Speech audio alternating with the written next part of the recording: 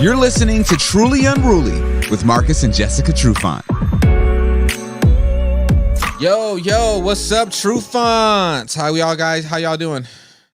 Doing well, my brother. Doing okay. How about yourself? You good? I'm doing all right, man. I just finished coaching a Little League baseball game. I'm exhausted. Oh, sweet. You're exhausted. How did that go? It was good, but it's kind of rough wrangling 6-year-olds. It's like you're trying to wrangle kitties, like cats. Yeah.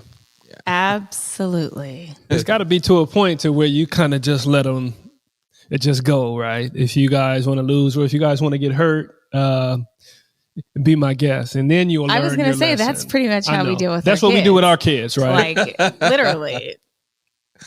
Yeah, it's like team. my competitive edge kicks in, then I have to remind myself, oh, shoot, they're 6. Right. But they're still learning, so. They're still learning. You guys ready for today's topic? It's a good one because we left off on it last week. You know, I don't know much about the topic for this week. I remember a little bit of last week, but what are we talking about? All right. We live in a world where there are wives that are the breadwinners and they make more money than their husbands, and their husbands can't handle it. Yes. Okay. Yes. Moving on. I'm like, that's a fact. Factuals, yeah. So big facts. So I found a really cool article about this, and I actually have some examples because, you know, when you think of the breadwinner, you usually think of like the husband, right? The hunter-gatherer, the husband goes out, hunts for dinner, brings it back, and the wife cooks it, right? Mm-hmm. But we live in a time now where that is just not the case anymore, which I think is good because, you know, women need to be able to sit at the table when it comes to being bosses and CEOs and running companies and getting paid fair wages. So let's first start off with this. Men's egos may not fare well when their wives earn more. At the other end of the spectrum, it may not behoove men to brag about their earning power before marriage. Men who lead a flashy lifestyle are regarded as being more interested in short-term hookups or affairs than marriage. Do you guys believe there is any truth to that? Men that are flashy. Short-term hookups. Men that are flashy only want short-term hookups. I don't really know if I agree with that. And what constitutes a flashy man? Like what does it mean to be a flashy man? A lot of stuff. Like what? I'm assuming the cars and the clothes, right? Well, I'm assuming if you're having the cars and the clothes and all this kind of stuff, that it just might be a front because you're broke. No, not so much a front, but some people just like what they like, right? But I think what this study is saying that it may be compensation for, or not compensation. What's the word? It's the word I'm looking for when you overcompensate, or for being broke, or for having some type of other issues. Okay, I'm gonna do this. I'm gonna put the shine on. I'm gonna have the cars and all this kind of stuff. But really, inside your mind or in your heart, really, he's longing for like a marriage. You're hurting. Commitment. All you want is your friends or your wife or your girlfriend to really just say no. But he doesn't have a wife or a girlfriend. Remember, he only wants short-term relationships. That's a stereotype, and Agreed. I'm not sure if that. Could be some truth to it. Could be not. Could be not. But I understand there probably is some people that overcompensate in that area because they're lacking in other is what the conversation is about, right, Kill? Am I hitting that right? I guess am I saying that right? You're right there. You're right there. Yeah. Okay. Oh, I'm like no, but yeah.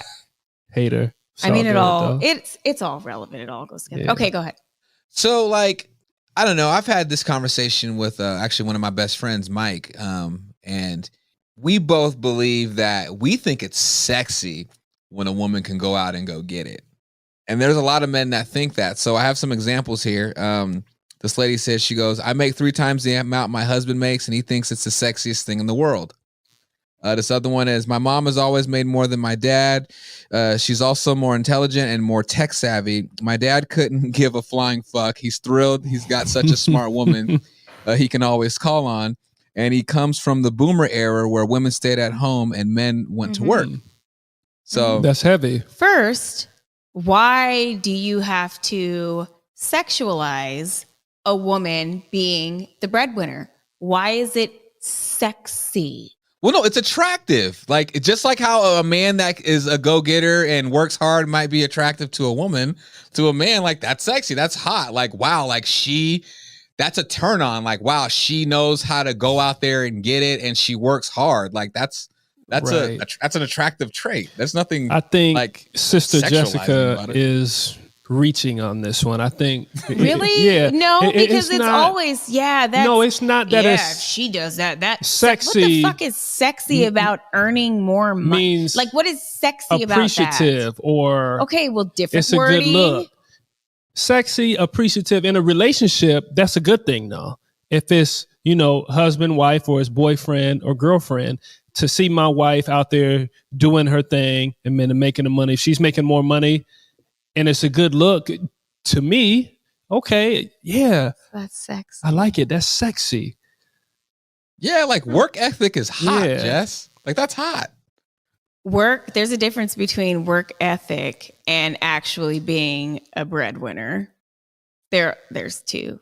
Well, True, very great true. work ethic usually contributes to making great money because you work hard. Actually. But I think it's okay to call it sexy if the, just like in the example, if the woman is the breadwinner and it's like, okay. Well, I'm over here as a female, right? So everything to me is sexist, sexually charged, discriminatory, it's just everything. Okay. But I got one thing to say about this whole topic, right? Oh God. Because we talk about how we put women in this box. We are in a box. That's why it's so sexy when cook, we earn clean, a lot of money. is you have to look the part. You got to do this. You got to do that. But on the other side of it, society portrays the man as supposed to be a certain way. It's supposed to be the breadwinner. It's supposed to pay the bills. It's supposed to do all this stuff. But that's not fair either, though. Because if we're gonna if we're gonna open it up on both sides, that was all I'm saying. I know it can't be like that on one side. Always screwed up and it's messed up if we're putting women in this box. We're doing the same thing to men. Right, now. but you don't understand that women have always been put in a box. Men have always had an advantage over women. Women still do not get equal pay. Women are still fighting for the same things that we were fighting for, 30, 40 years ago. So no, it's not apples to apples, really.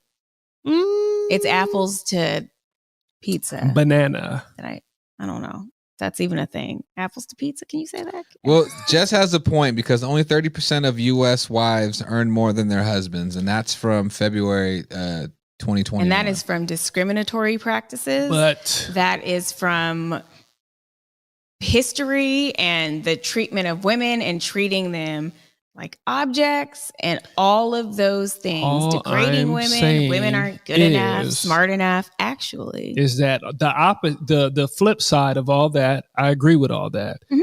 Is that puts men in this box? Is you're supposed to be in this certain space? So if that's the role you guys I know. seized. I'm not. It's not pointing the something that finger, it was though. like given to you. I'm not pointing the finger. I'm saying if we're gonna break down the walls on the women's side and say we shouldn't do this, we should do the same on the men's. It's not equal. Side. There you go. It's not equal.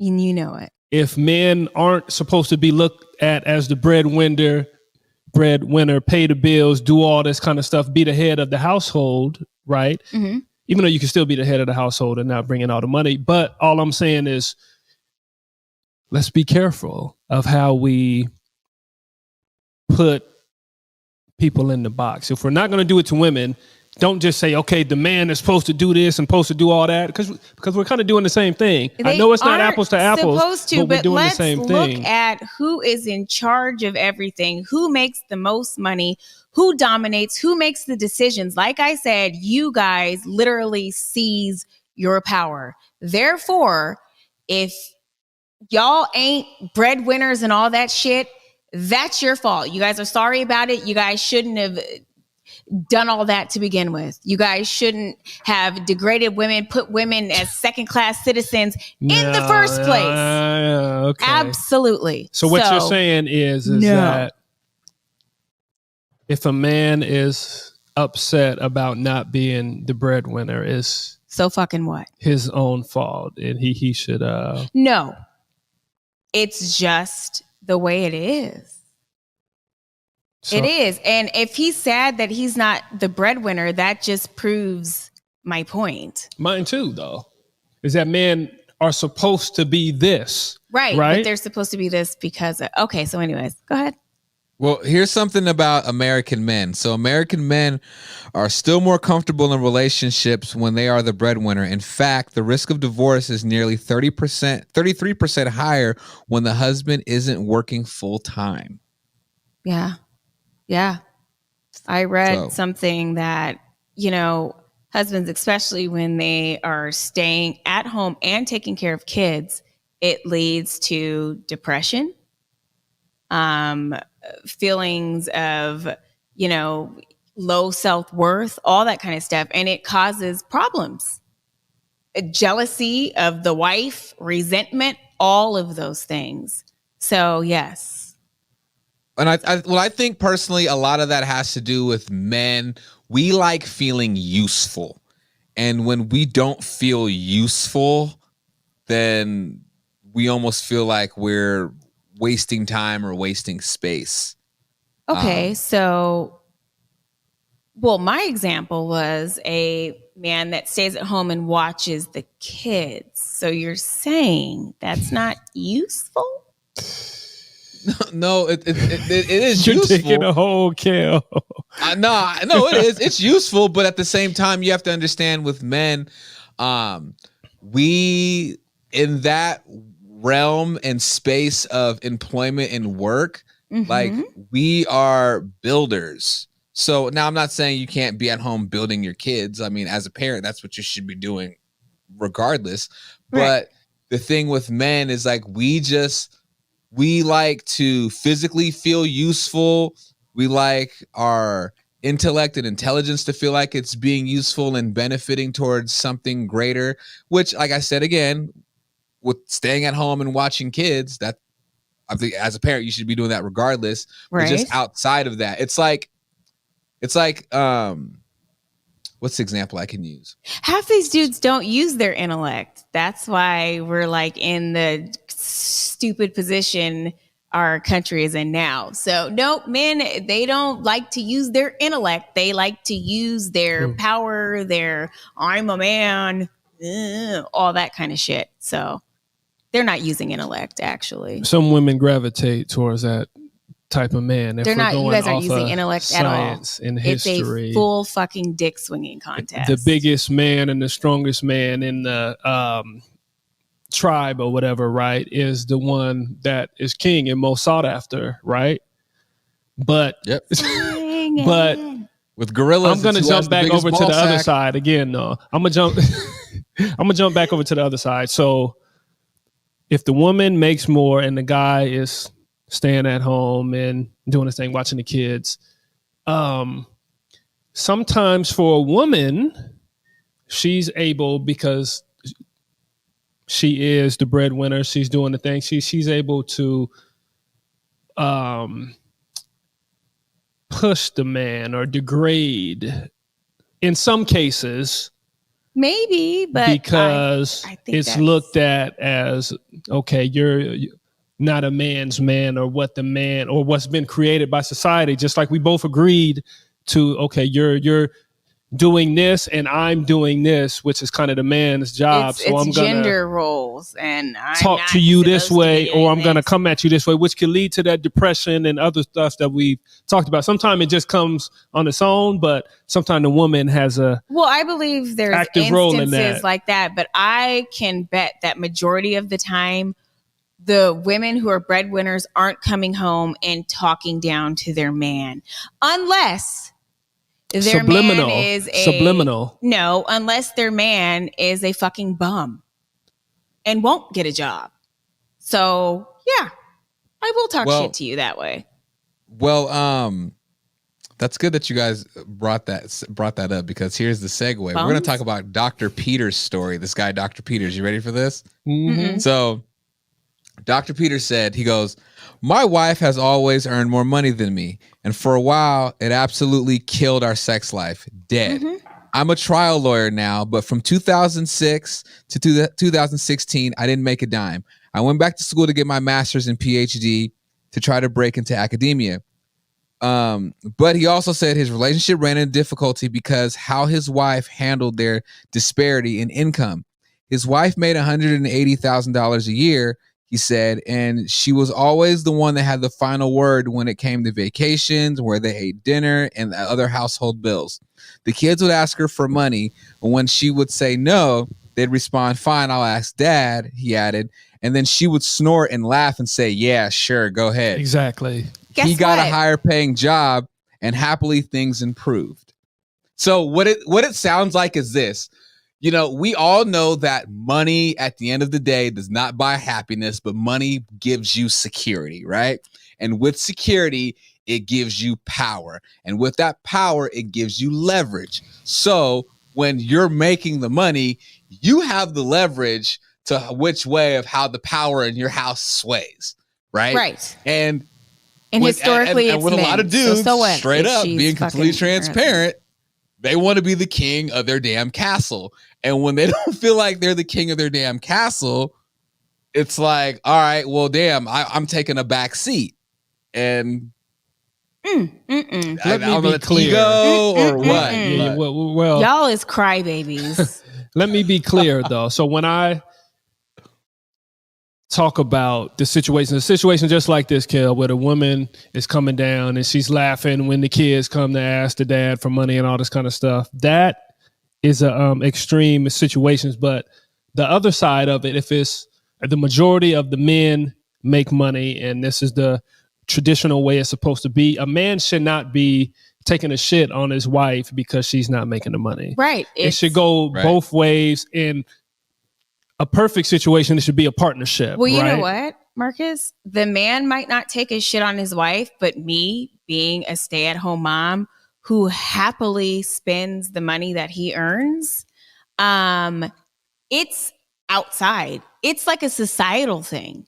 They will come and attack you and belittle you for being a stay-at-home mom, and they work all these hours, and it's like, don't Tell you them wish to come you could, home and watch 5 kids. but don't you wish you didn't have to work?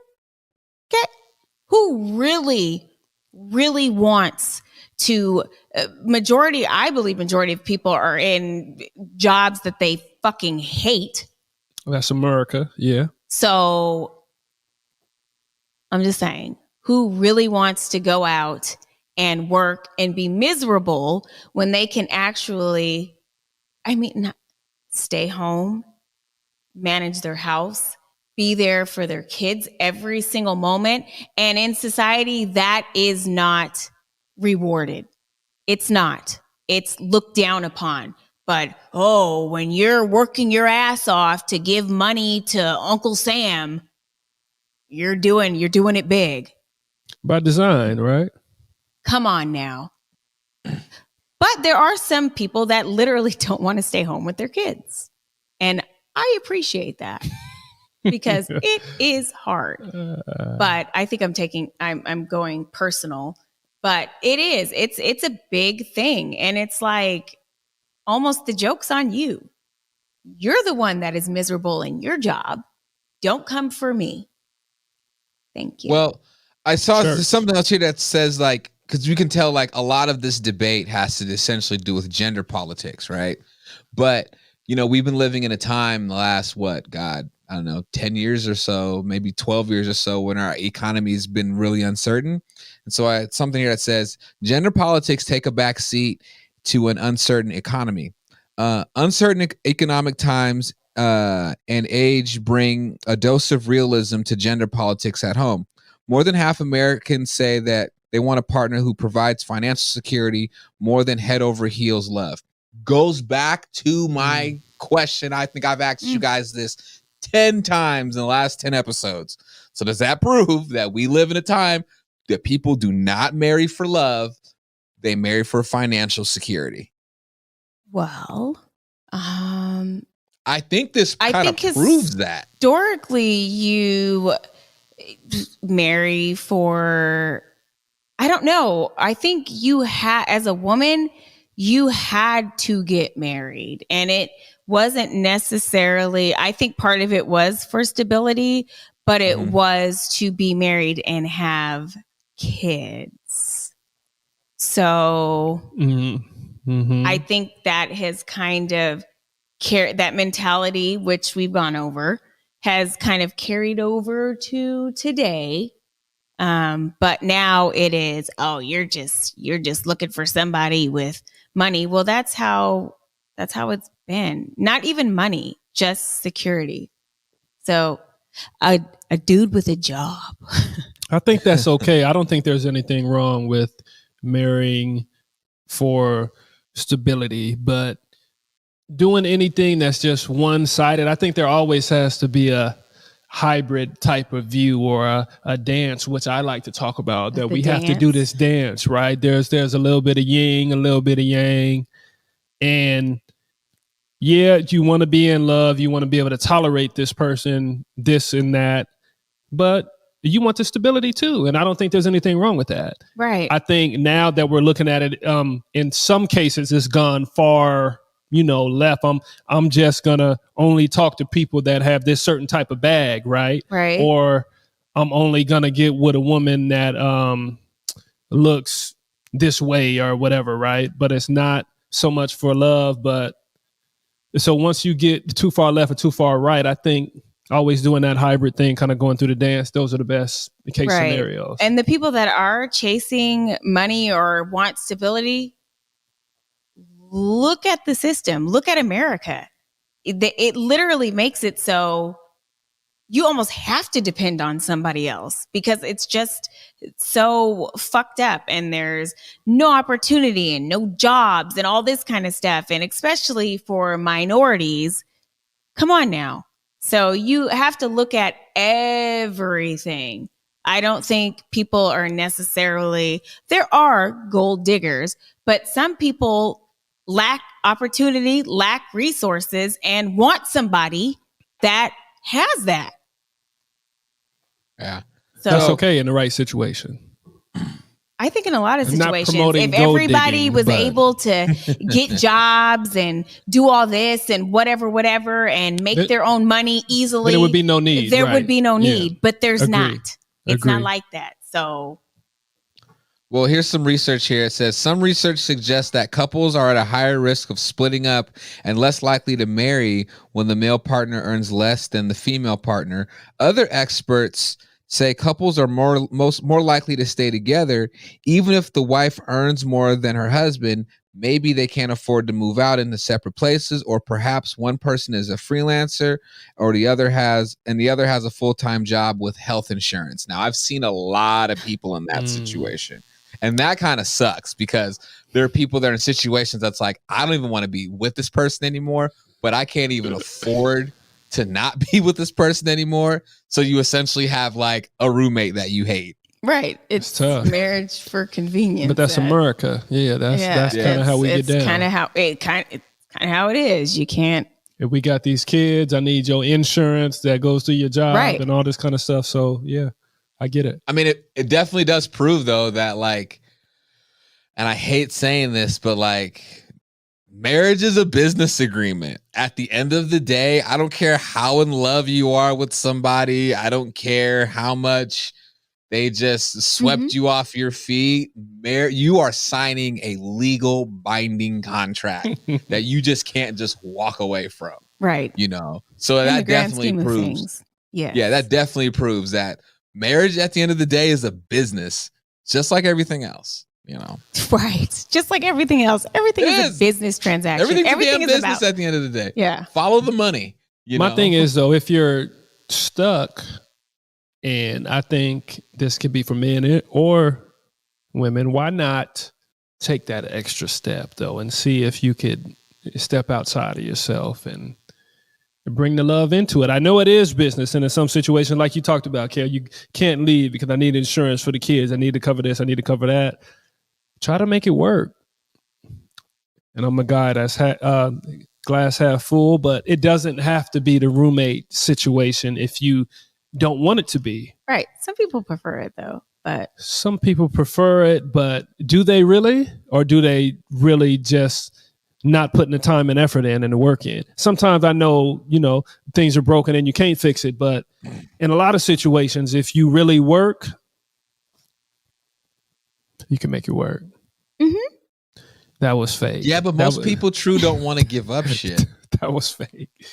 Wait, what'd you say? That was fake by Jess. She was like, yeah. Mm-hmm. Yeah. So, but you said, I think in that instance though, like people are so stubborn in their relationships. I just feel like people don't want to give up stuff. It's like, well, damn, like I have to give up. Like power struggle, right? Yeah, the power struggle of like, well, I don't want to have to. If I have to give something up, they have to give something up, or they're not willing to give something up. You know what I'm saying? So like, I'm not gonna sacrifice something to try to stick around for the sake of the relationship or the family or whatever the case may be, because this other person might just be so selfish. You know what I'm saying? I don't know. But that's exactly what I'm talking about though, Kel. Being able to step outside of yourself. In a relationship, it's a agreement to where both sides have to come together. And if one side is holding on and the other side is holding on, it's never going to work. And then you are going to have the roommate situation. And that's a bad look. That's, kind of old school. Your grandma and your grandpa, they got two separate rooms and they come together to eat at the table. But you know what? I think it works sometimes, especially when you have kids. I think it works. But I don't. You know what though? I agree with you, Jess, but I don't, because with kids, like, do you really want to give them that example of like, this is how my parents showed affection and love by actually like not showing it? Because it's like, it's better for you. I think it's better if you just split up and divorce. I mean, yeah, it's going to suck and hurt for the kids, but I'd rather split up and divorce than have this like toxic environment in front of my kids and try to like fake it, because after a while your kids are going to know you're faking it. So what is toxic? Are they fighting, or I mean, they just don't like each other. If you don't want to be around each other, it's a business type of situation. We're staying together for the sake of stuff of the kids and not for love. Right. Well, unless there is, like you said, toxic and fighting and verbal, physical abuse, cohabitation is very common, and it is more beneficial for kids to have two parents under the same roof, whether they like each other or not, than to not have it. Disagree. Even though the facts may say that, but that's a bad look though. Just staying together and going through the motions. That's a good example for the kids, or that's something. Well, what do you think married people do? Or are you talking about marriage? Are we talking about people that are married? Are we talking about cohabitation, or what are we talking about? All of the above though. If you're just staying together just to stay together and you really don't care for each other at all. But there's married people that don't care for each other and that are like violent, and they have a volatile relationship. So violence is one thing. Too. Yes, I agree. I'm agreeing with you. But violence is one thing, but not having proper interaction can be detrimental to kids as well. Is all I'm saying. Well, that means that if they're not having proper interaction, that, like, I don't know what's, I'm assuming like, if you guys have a business deal that you will interact properly. And I don't know. I just think I don't know. I think it's better. I don't know. Like your kids seeing their parents sleep in like separate beds. Mm-hmm. Or, you know what I'm saying? Why is dad always sleep on the couch? And like your kids not seeing, your parents, seeing the parents have like affection, like the dad or mom say, hey, I love you. Have a good, you know what I'm saying? Like it's like literally like having a roommate. Like, I don't know. I just don't think that's a healthy environment, because that's the problem. Like every older person that I know that's like in their like 60s or 50s or 70s, that's been married, that's not married now, they've all told me the same thing. They're like, if you ever get in an issue with your marriage, don't stay just for the kids. They'll be like, that's the mistake I made. Right. And it ruined me, and it ruined my happiness. That's one thing I've always heard from older people. So, I mean, I get what you're saying, Jess. That is true, Kel, but I'm talking about a mutual business, like a mutual understanding. It is toxic and damaging for two people that literally are in a marriage that do not like each other, that fight all the time and do all these things. No, it's probably better for the child. But if there is an understanding that we are together, we're going to raise this child together, but we are not getting married, we're going to live underneath the same roof, I think it's okay. Unless they start bringing in outside people. Right. That can be a little bit different. That can get weird. That's what I'm saying. How long do you think that can go on for? Like, that can't go on forever. Like that kind of arrard of just like, all right, well, we're gonna. If you hate somebody, after a while, it's like someone's gonna step out. Something else, because we're clearly like, not. It doesn't make sense. Some people can't afford to step out. Well, they can't afford to. That's leave, misery. Right? That's torture. That's torture. That is torture. And you wasting your life. But your kids might not even realize that it's torture. They see mommy and daddy. No, they realize it because daddy and daddy, mommy and mommy under the same roof. So it's like, But just like as a human, though, you're going to have certain needs. And like, I'm not going to sit here and like, well, part of our business agreement is that they come together. At least once a month, you have to fuck the people that are in those situations, they come together. Kel, actually, you can have that type of agreement. They come together, but I'm saying it's not, there's more to life than that. A relationship should be more than that. People should want more than that. Right. Maybe I'm in a dream world or I'm in a, different type of headspace, but that's a bad look. Who wants to go through that type of torture? I hate this person. I have to live with them. Okay. I have to have sex with somebody. So, all right, it's going to be you. And that's I think those are not typical situations. But they happen though. I agree with you. Stuff like that does happen. They do. Another thing, getting back to wages and money. So I guess married men earn more than single men or married women. Married men sit on top of the wage ladder. The wages of married men far surpass those in all other groups. Married women, single men, and single women. The wages of married men exceed $80,000 per year on average by their peak earning years, while other groups barely graze $50,000 per year on average. Okay, so what group of men are we referring to? What do you mean? What do you mean, Is this just like like you said, their peak wage is $80,000? Married men. What married men are you referring to? No, the wages of married men exceed $80,000 per year by their peak earning years. So by the years of your life that you're making the most money that you're probably ever going to make in your life, they're surpassing $80,000 a year. Okay, that doesn't apply to most people, I don't think. What are you talking about, like minorities and stuff? Right, like that? I'm like, I don't think that applies to everybody. But this is just saying probably average, right? Is it? Yeah, just like average. Yeah. That's a good ass average. And I guess the first thing I would say is that married men don't have a choice. They got a lot of dependence in most situations, right? Usually there's kids, of course there's a wife, and there's stuff. And a lot of married men are more educated than single men at that point, at the peak earning age. I don't know what it is.